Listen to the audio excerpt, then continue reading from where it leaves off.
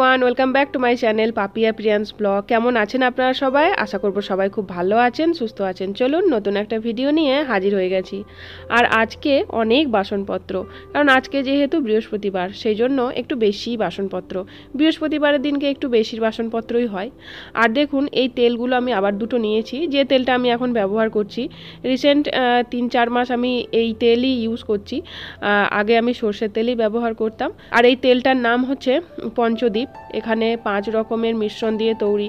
তো সেই জন্য আমি এই তেলটা যেদিন থেকে দেখেছি সেদিন থেকে প্রায় আর আমি সর্ষের তেলটা ব্যবহার করি না, এই তেলটাই ব্যবহার করছি। তো সেই জন্য আজকে আবার দুটো নেওয়া হয়েছে।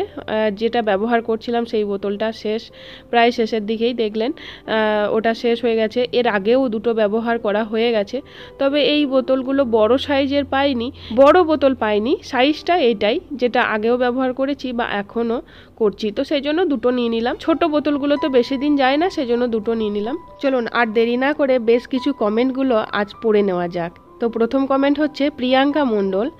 এখন ঘুম থেকে উঠছি আর এখন দেখছি দিদিভাই, তোমায় আর কি বলবো বলো, শুধু এটুকু বলবো, ভগবান তোমায় যেন ভালো রাখেন, তুমি যেন এইভাবেই সারা জীবন সেবা করে যেতে পারো ওনাদের, সেই শক্তি আর ভালোবাসা উনি তোমায় আর তোমার পরিবারকে দিন।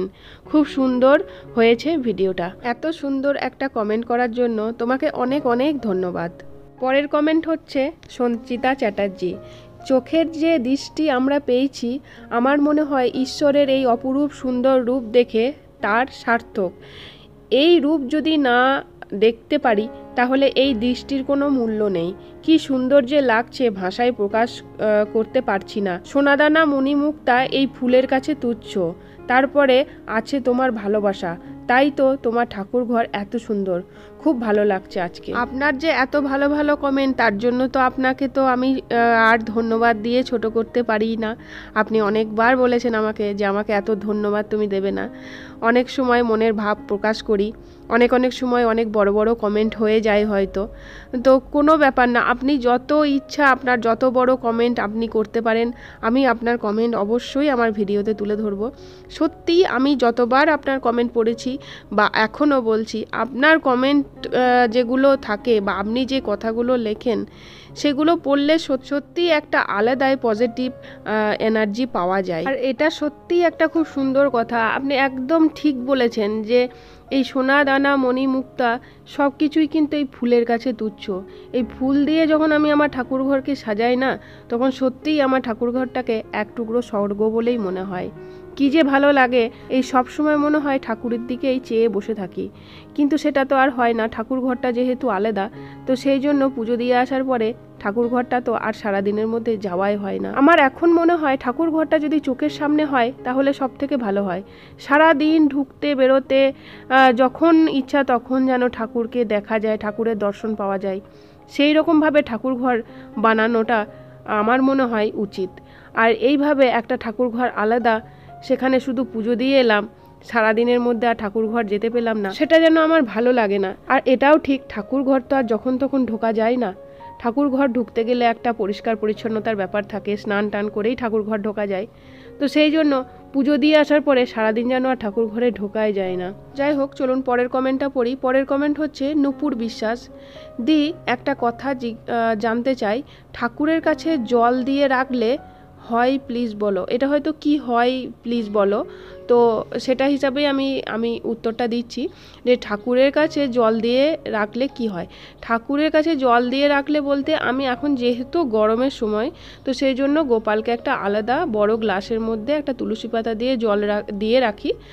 আর এমনিতে দুটো ঘটে আমার জল দেওয়া থাকে, 2-3টে ঘটে। একটা তামার ঘটে থাকে, দুটো তামার ঘটে থাকে, আর একটা পিতলের ঘটে থাকে। এবার জলটা দিয়ে রাখার কারণ এটাই, এমনিতেই ঠাকুর ঘরে জল যেটা রাখা যায়, বিশেষ করে তামার ঘটির মধ্যে জল যদি রাখা যায়, সেটা একটা শুদ্ধতার ব্যাপার থাকে।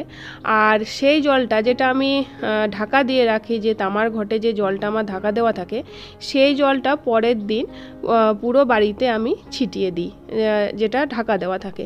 আর একটা যে তামার ঘটে জল থাকে সেই জলটা প্রত্যেক দিন সন্ধে জ্বালার সময় দেখবেন, সন্ধে দেওয়ার সময় বাড়িতে তো সবাইকে দরজায় দরজায় একটু করে জল দিতে হয়, তো সেই জলটাই আমি কিন্তু সকালে তামার ঘটে রেখে দিই। সন্ধ্যের সময় সেই জলটা পুরো বাড়িতেই ছিটিয়ে দিই, দরজায় দরজায় যেটা দিতে হয় সেইটা। আর একটা পিতলের ঘটের মধ্যে জল থাকে, সেটা আমি সব ঠাকুরকে উদ্দেশ্য করেই জলটা রাখি।